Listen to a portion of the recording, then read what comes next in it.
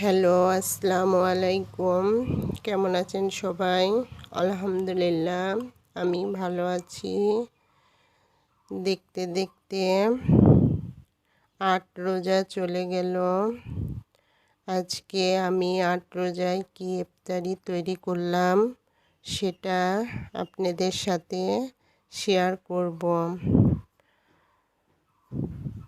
আমি এখানে চুলাতে কড়াই বসিয়ে দিয়েছি, তার ভেতরে তেল দিয়ে দিলাম। দিয়ে আমি পেঁয়াজগুলো ভেজে নিচ্ছি। রোজ রোজ এক ভাজা পোড়া খেতে খেতে সবার বিরক্ত ধরে গেছে, তাই আজকে আমি তৈরি করব চিকেন বিরিয়ানি। সেটা কিভাবে তৈরি করছি সেটাই আপনাদের সাথে শেয়ার করব। এখানে আদা রসুনের পেস্ট দিয়ে দিলাম। পেঁয়াজটা ভাজা হয়ে গেছে, এর ভেতরে আদা রসুনের পেস্ট দিয়ে এটা নাড়তে থাকবো। নাড়া হয়ে গেলে এর ভিতরে এই যে রাঁধুনি বিরিয়ানি মশলা আছে সেটা দিয়ে দিলাম।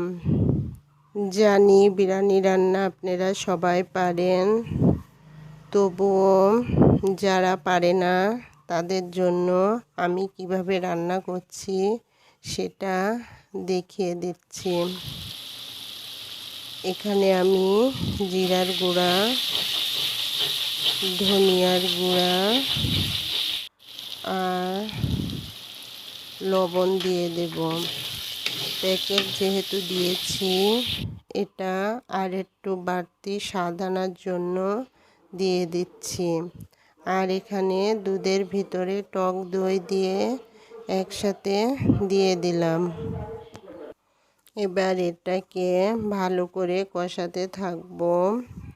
এটা যখন কষানো হয়ে যাবে তখন এর ভেতরে আমি মাংসগুলো দিয়ে দেব। লবণ দিয়ে এগুলো এবার একটু কষাতে থাকবো। এবার এর ভেতরে আমি সেই মুরগির মাংসগুলো দিয়ে দেব। এখানে মুরগির মাংস ধুয়ে পরিষ্কার করে রেখেছি, আর পোলাওয়ের চাল ধুয়ে পরিষ্কার করে পানি ঝরাতে রেখে দিয়েছি। এখানে আমার মাংস কষানো হচ্ছে। যখন যখন মশলার উপরে তেল ভেসে উঠবে তখন মশলা কষানো হয়ে যাবে। এই যে আমি মাংসগুলো দিয়ে দিচ্ছি, আমার মশলা কষানো হয়ে গেছে। এবার মাংসগুলোকে আমি ভালো মতো কষাই নেব। এর ভেতরে কোনো পানি দেব না, না দিয়ে মাংসটাকে কষাতে থাকব। মাংস কষাতে কষাতে যখন মাংসের উপরে তেল ভেসে আসবে আর মাংসটা একটু শুকনাই হবে, তখন মাংসটাকে আমি নামিয়ে রাখবো। আমার মাংস হয়ে গেছে। এবার আমি চুলাতে একটি কড়াই বসিয়ে দিলাম। এর ভেতরে আমি এবার তেল দিয়ে দিলাম। তেলটা গরম হয়ে গেছে। এর ভেতরে আমি পেঁয়াজ দিয়ে পেঁয়াজটাকে ভাজতে থাকবো। আর এখানে আমি পোলাওয়ের চালের ওপর দারচিনি, এলাচ আর তেজপাতা ধুয়ে পরিষ্কার করে রেখেছি, ওটা আমি চালের সঙ্গে দিয়ে ভেজে নেব। আর আমি এখানে পেঁয়াজ ভাজা হয়ে গেছে, এর ভেতরে আমি লবণ দিয়ে দিলাম। দিয়ে এটা নাড়াচাড়া করে এবার এর ভেতরে পোলাওয়ের চালগুলো দিয়ে ভাজতে থাকবো। পোলাওয়ের চালগুলো ভাজতে ভাজতে যখন ঝরঝরা হয়ে আসবে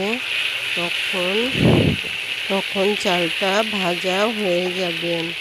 আমি এই চালের ভেতরে এখন 1 চামচ আদা আর 1 চামচ রসুন দিয়ে এটা ভেজে নেব।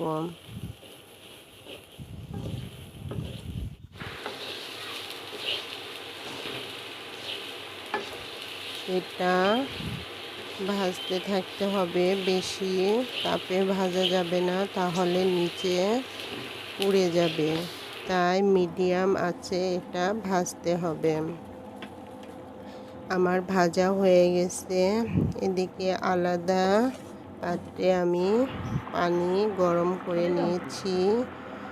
যদি আপনার 1 কেজি চাউল হয় তাহলে 2 কেজি পানি দিতে হবে। আমি সেই পরিমাণ পানি দিয়ে ফুটিয়ে নিয়েছি। এবার ওর ভেতরে চাউলগুলো দিয়ে দিলাম। দিয়ে তারপরে যে মাংসটা আমি কষায় রেখেছিলাম সেই মাংসটাও এর ভিতর দিয়ে দিলাম। এদিকে চাউলের সাথে মাংসটাও একসাথে দিয়ে দিলাম, যেন আলাদা করে আর দেয়া না লাগে। আর এদিকে আমি কাবাব ভেজে নিচ্ছি। এগুলোও আমি বিরিয়ানির সাথে পরিবেশন করব। এখানে আমি কাবাব বানিয়ে ফ্রিজে রেখে দিয়েছিলাম, সেগুলো এখন ভেজে নিচ্ছি। আর এদিকে আমার বিরিয়ানি রান্না হয়ে গেছে প্রায়। এটা আস্তে তাপে দিয়ে রেখেছি। আর এটার নিচে একটি প্যান বসিয়ে দিয়েছি, যেন নিচে না লেগে যায়। আস্তে তাপে কয়েক মিনিট এটা দিয়ে ধুতে হবে ওই প্যানের ওপরে, তাহলে এই পোলাওটা ভালো মতো সিদ্ধ হয়ে ঝরঝরা হয়ে যাবে। আর আমার এখানে কাবাবগুলো আমি উল্টিয়ে নিচ্ছি।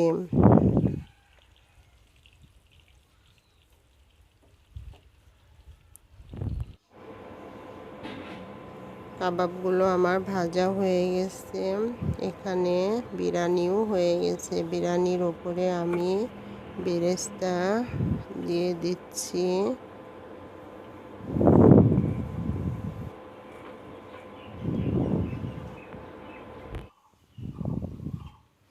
আর এখানে একটা পেয়ারা নিয়ে আসলাম। এই পেয়ারাটাকে আমি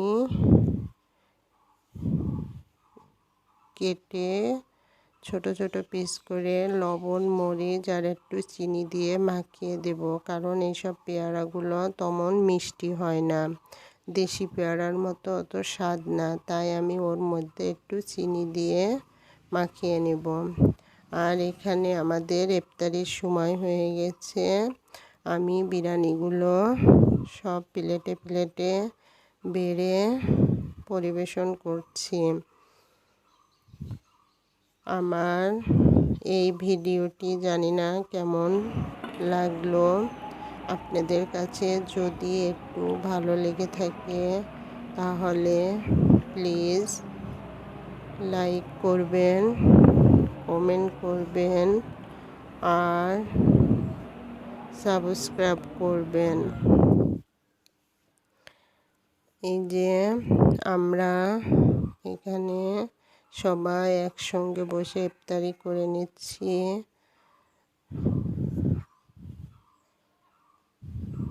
আজকের মতো আমি এখানেই রাখছি। আল্লাহ হাফেজ।